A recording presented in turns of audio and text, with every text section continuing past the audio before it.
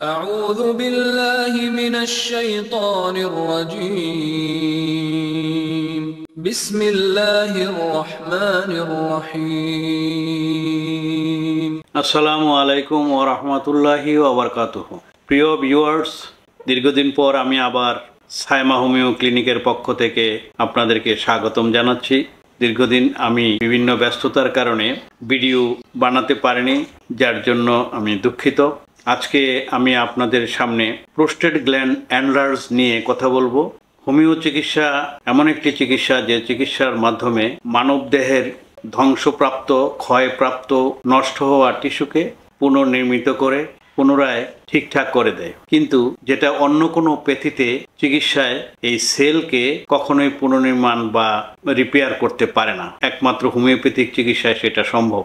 আর homeopathic চিকিৎসার মাধ্যমে এটা ন্যাচারাল চিকিৎসা, যার জন্য মানব দেহকে সুন্দরভাবে সুগঠিত করে রাখে।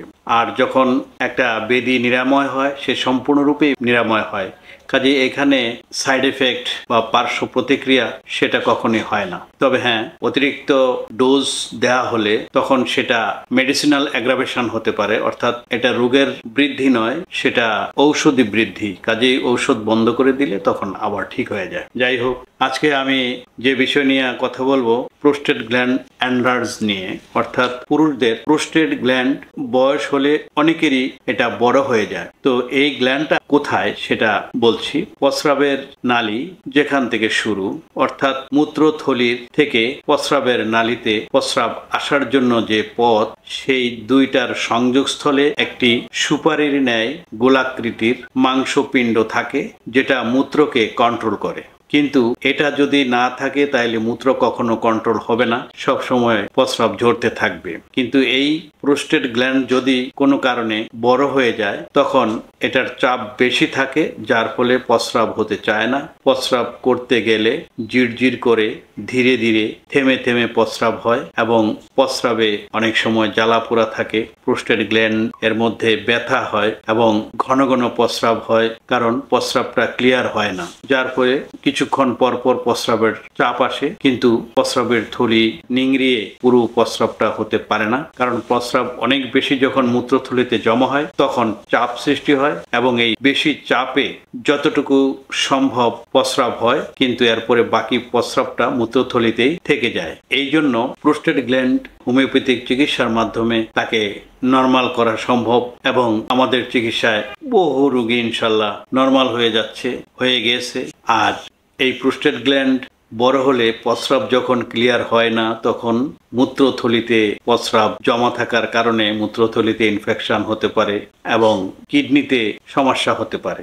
দীর্ঘদিন এই অবস্থা চলতে থাকলে অবশ্যই কিডনিতে সমস্যা হবে। তো আমরা আসল কথায় আসি যে এই প্রোস্টেট গ্ল্যান্ড চিকিৎসার জন্য আমাদের হোমিওপ্যাথিতে অনেক ওষুধ রয়েছে। তবে এর মধ্যে গুরুত্বপূর্ণ যেসব ওষুধগুলো আমরা সাধারণত ব্যবহার করে থাকি, তবে সেই ওষুধগুলো লক্ষণ ভিত্তিক ব্যবহার করতে হয়, কারণ হোমিওপ্যাথিক চিকিৎসাটা হলো লক্ষণ ভিত্তিক চিকিৎসা। কাজেই লক্ষণ অনুযায়ী চিকিৎসা করতেই হবে, অন্যথায় ওষুধে কোনো কাজ করবে না।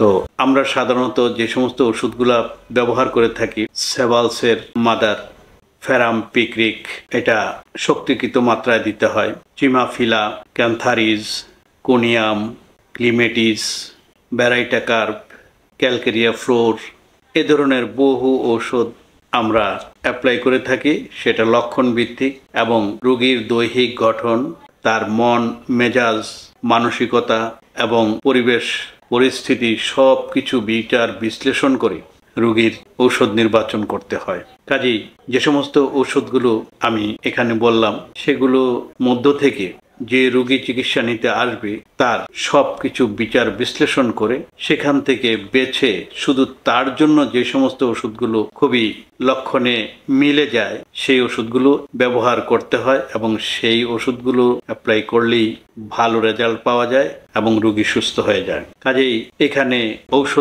ঔষধ নির্বাচনটা যেমন গুরুত্বপূর্ণ, তেমনি ঔষধের শক্তি এবং মাত্রা সেগুলোও নির্বাচন বা নির্ধারণ করা অত্যন্ত গুরুত্বপূর্ণ। তাই ডাক্তার অত্যন্ত সূক্ষ্ম চিন্তা চেতনা দিয়ে এগুলোকে উনি নির্ণয় করবেন, তারপরেই উনি ঔষধ অ্যাপ্লাই করবেন।